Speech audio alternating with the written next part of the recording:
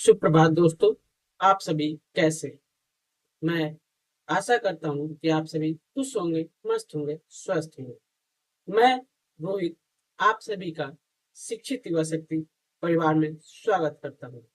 यदि आप सभी हमें यूट्यूब प्लेटफॉर्म पर देख रहे हैं तो आप सभी चैनल को जरूर सब्सक्राइब कर लीजिएगा और फेसबुक पर देख रहे हैं तो पेज को जरूर फॉलो कीजिएगा।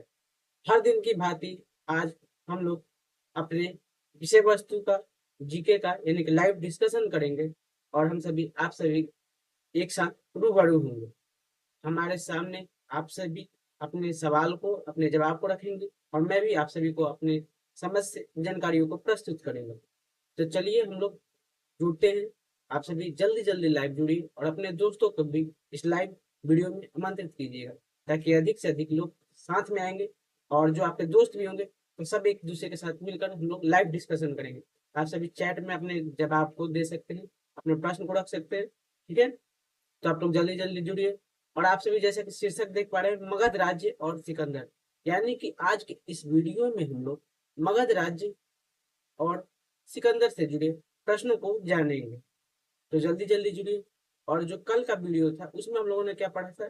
तो कल के वीडियो में हम लोगों ने इस्लाम धर्म और ईसाई धर्म के बारे में देखा था कि इस्लाम धर्म के संस्थापक कौन थे, इस्लाम धर्म का प्रारंभ कब से हुआ, फिर ईसाई धर्म जो है उसके संस्थापक कौन है, क्या उसका इतिहास है, इन सब के बारे में हम लोगों ने अध्ययन किया था। आज का हमारा शीर्षक है मगध राज्य और उत्कर्ष, सॉरी, मगध राज्य और सिकंदर। क्या है? मगध राज्य और सिकंदर। तो जल्दी जल्दी आप लोग जुड़िए। इसके बाद हम लोग अपने विषय वस्तु को आगे की ओर बढ़ाएंगे।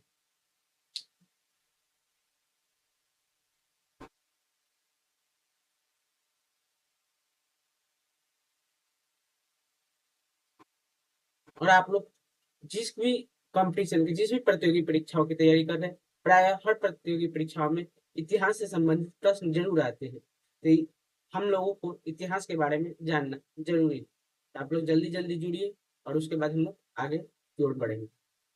तो चलिए हम लोग धीरे धीरे अपने विषय वस्तु की ओर आगे बढ़ते हैं ताकि हमारा समय जो है बर्बाद ना हो। और हम सभी इस बात को जो ध्यान रखेंगे कि हमें समय का कीमत रखना है, समय का ध्यान रखना है और उसी के साथ हमें अपने इस वीडियो में अध्ययन को जारी रखना है। तो चलिए आप लोगों के लिए पहला प्रश्न हुआ कि मगध राज्य के सबसे प्राचीन वंश का संस्थापक कौन था? मगध राज्य के सबसे प्राचीन वंश का संस्थापक कौन था? तो बृहदर्थ था। बृहदर्थ जो था इसकी राजधानी कहाँ थी? बृहदर्थ की राजधानी कहाँ थी? तो गिरिब्रज यानी कि राजगृह थे। गिरिब्रज यानी कि राजगृह थी। यह जो है बृहदर्थ का पुत्र कौन था? बृहदर्थ का पुत्र कौन था? तो बृहदर्थ का पुत्र कौन हुआ? तो जरासंध। बृहदर्थ का पुत्र कौन था? तो जरासंध। ठीक है। अगला, हर्यक वंश। हर्यक वंश की स्थापना किसने की? हर्यक वंश की स्थापना किसने की? तो हर्यक वंश की स्थापना बिंबिसार ने की थी। ठीक है। और यह मगध की गद्दी पर, जो मगध राज्य के बारे में हम लोग अध्ययन कर रहे हैं, तो मगध राज्य की गद्दी पर 544 ईस्वी पूर्व में, 544 ईस्वी पूर्व का मतलब क्या हुआ? ईसा मसीह के जन्म से 544 वर्ष पूर्व। ठीक है। यह है जो कि मगध राज्य की गद्दी पर बैठा था और यह जो था वह बौद्ध धर्म का अनुयायी था। बिंबिसार किस धर्म का अनुयायी था? बौद्ध धर्म का। बिंबिसार ने किसको हराकर बिंबिसार ने किसको हराकर अंग राज्य को मगध में मिला लिया था? आप लोग के लिए अगला प्रश्न होगा कि बिंबिसार ने किसको हरा करके मगध राज्य में मिला दिया? बिंबिसार ने किसको हराकर अंग राज्य को मगध में मिला लिया था? तो बिंबिसार ने ब्रह्मदत्त को हरा करके अंग राज्य को मगध में मिला लिया था। अगला, बिंबिसार जो है राजगृह का निर्माण कर उसे अपना राजधानी बनाया था और बिंबिसार लगभग लगभग 52 वर्षों तक मगध राज्य पर शासन किया था। बिंबिसार कितने वर्षों तक?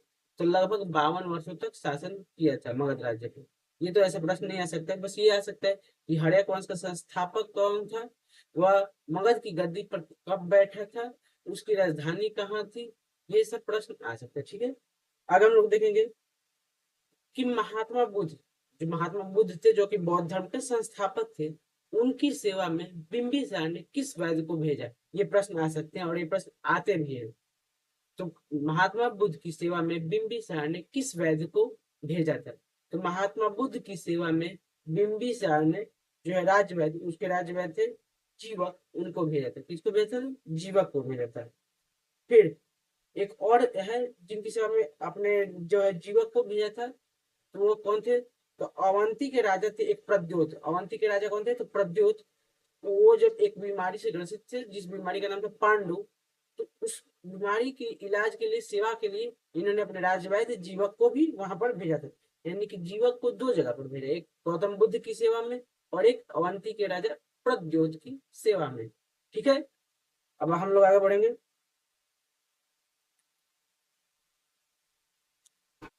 बिंबिसार जो है वह मतलब लगभग तीन चार शादियां किया था, और इन शादियों के माध्यम से उसने अपने साम्राज्य का जो है विस्तार भी किया था।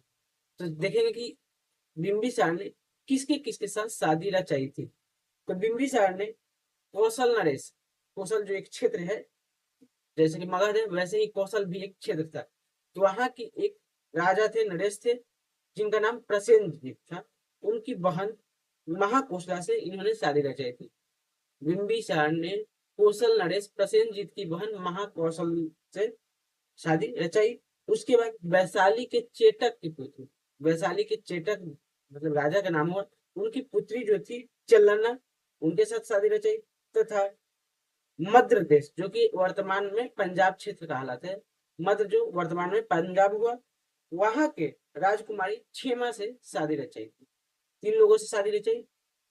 किन से? तो कौशल नरेश प्रसेनजीत की बहन महाकोशला से, आधुनिक पंजाब और उस समय के मध्य क्षेत्र की जो है राजकुमारी क्षेमा से, और उसके बाद वैशाली के चेटक की पुत्री चलन्ना से शादी रचाई थी।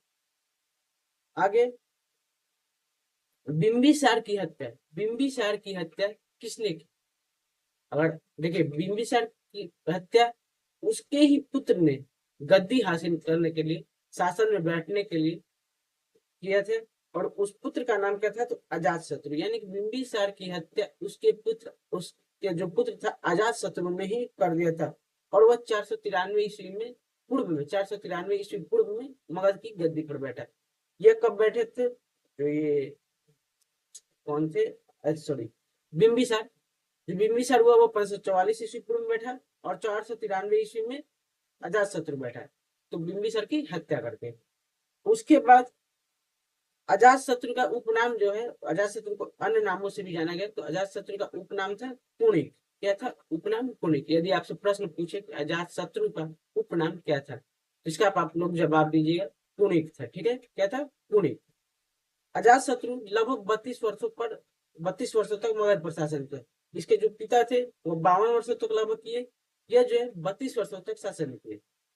अजात शत्रु प्रारंभ में किस धर्म का अनुयायी था? तो जैन धर्म का अनुयायी था, और इसके पिता बौद्ध धर्म के अनुयायी थे। ये देखिए मतलब कैसे परिवर्तन हुआ है। अजात शत्रु जो है जैन धर्म का, जबकि बिंबिसार जो है बौद्ध धर्म का अनुयायी था। अजात शत्रु के सुयोग्य मंत्री का नाम वर्षकार था, और इसी की सहायता से अजात शत्रु ने वैशाली पर विजय प्राप्त की। प्रश्न आए कि यदि कि अजात शत्रु ने वैशाली पर किसकी सहायता से विजय प्राप्त की? अजात शत्रु ने किसकी सहायता से वैशाली पर विजय प्राप्त की? इसका जवाब होगा कि अजात शत्रु ने वैशाली पर विजय अपने मंत्री वर्षकार की सहायता से प्राप्त की। अगला ये देखिए कैसा एक इसमें खेल है, एक तरह से देखेंगे तो हत्या का क्रम कैसे है। बिंबिसार की हत्या अजात शत्रु ने किया, जो कि उसी का पुत्र था। अजात शत्रु की हत्या उसी के पुत्र उदयन ने किया। अजात शत्रु की हत्या किसने की? उसी के पुत्र उदयन ने 461 ईस्वी पूर्व में, और इसने कब किया था? अजात शत्रु ने 493 ईस्वी पूर्व में। ठीक, और वो मगध की गद्दी पर बैठा, उदयन अपने पिता यानी अजात शत्रु की हत्या करके मगध की गद्दी पर बैठ गए। फिर उदयन जो था वो पाटलिग्राम की स्थापना की थी। ये प्रश्न आते हैं कि पाटलिग्राम या पाटलिपुत्र की स्थापना किसने की थी? तो उदयन ने किया था। उदयन भी जैन धर्म का अनुयायी था। उदयन जो था वो अपने पिता की भांति यानी अजात शत्रु की भांति जैन धर्म का अनुयायी था, जबकि उसके दादा जो हुए बिंबिसार वह बौद्ध धर्म के अनुयायी थे। हर्यक वंश का अंतिम राजा कौन बना? हर्यक वंश का अंतिम राजा कौन बना? तो उदयन का ही पुत्र जो था नागदशक वही बना। अब देखिए जब हर्यक वंश का अंतिम शासक कौन हुआ? नागदशक हुआ था। लेकिन नागदशक को क्या है कि उसी के अमात्य जो था शिशुनाग, उसने क्या किया कि नागदशक अपदस्थ यानी कि राजा की पद से हटा करके वो खुद गद्दी पर बैठा। कब बैठा? तो 412 ईस्वी पूर्व में गद्दी पर बैठ गया। और वह गद्दी पर बैठने के बाद उसने अपनी राजधानी को पाटलिपुत्र की बजाय वैशाली लेकर के चला गया। जो शिशुनाग था वो अपनी राजधानी को पाटलिपुत्र से हटाकर कहाँ ले गया? तो वैशाली लेकर के चला गया। अब शिशुनाग के बाद शिशुनाग जो हुआ उसने किस वंश की स्थापना की? अपने नाम से ही शिशुनाग वंश की स्थापना कर दिया। ये हर्यक वंश इससे पूर्व चल रहा था, नागदशक तक चला। नागदशक को हटा करके शिशुनाग ने 412 ईस्वी पूर्व में गद्दी को ग्रहण किया। अब वह गद्दी ग्रहण करने के बाद क्या करता है यह कि एक नए वंश की स्थापना कर देता है और उस वंश का नाम रखता है खुद के नाम से कि जो है शिशुनाग वंश। अब शिशुनाग के बाद क्या होता है कि शिशुनाग वंश के इसके बाद यानी शिशुनाग जो शासक था इसके बाद एक नया शासक बैठता है। उस शासक का नाम क्या होता है? कालाशोक। शिशुनाग के बाद जो शासक बैठा है उसका नाम होता है कालाशोक। और कालाशोक क्या करता है? पुनः अपनी राजधानी को पाटलिपुत्र लेकर के चला जाता है। इससे पूर्व वैशाली ले गया शिशुनाग, लेकिन फिर कालाशोक आया तो उसको पाटलिपुत्र वापस लेकर के चला गया।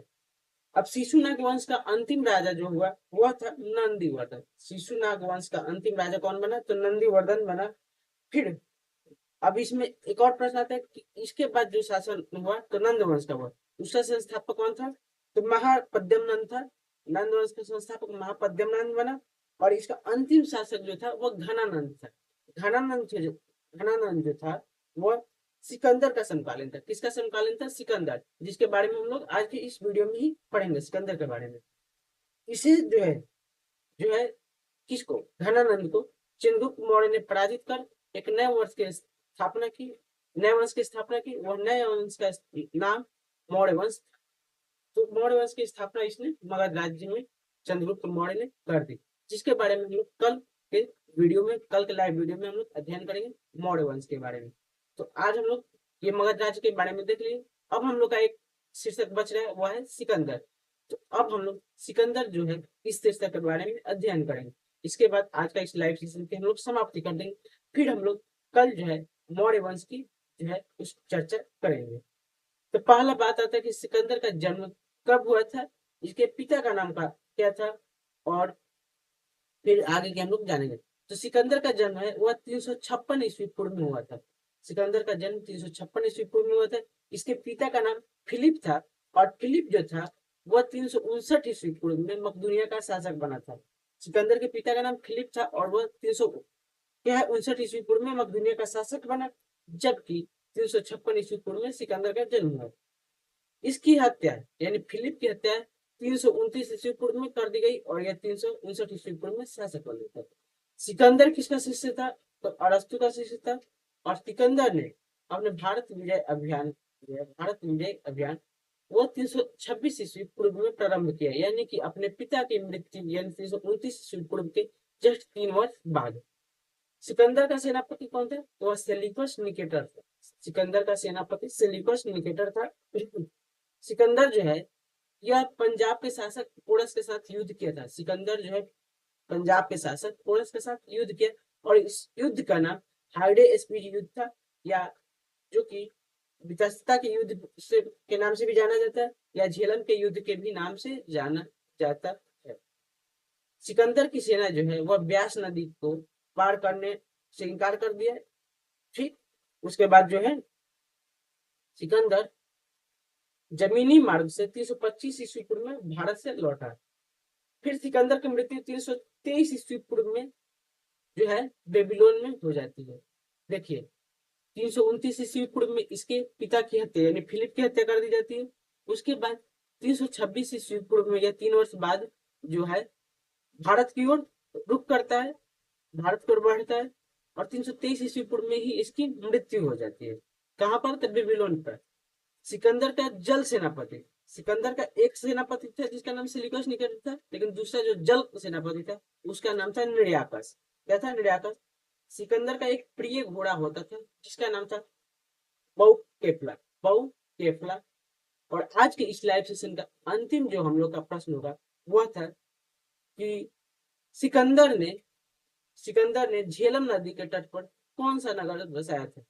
सिकंदर ने झेलम नदी के तट पर कौन सा नगर बसाया था और वह नगर किससे जुड़ा हुआ था।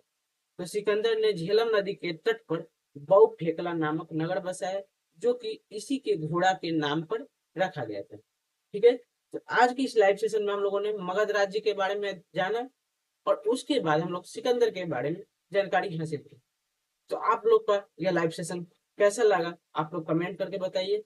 जो भी आप लोग का सुझाव हो उसे आप लोग जरूर दीजिए, ताकि इस लाइव सेशन में धीरे धीरे कुछ ना कुछ सुधार किया जाए, ताकि आप लोग को भी अच्छा लगे और यह लगे कि हम लोग अपने जो है अध्ययन को अच्छे तरीके से कर पा रहे हैं। तो चलिए, आज इस लाइव सेशन की समाप्ति हम लोग यहीं पर करेंगे। हम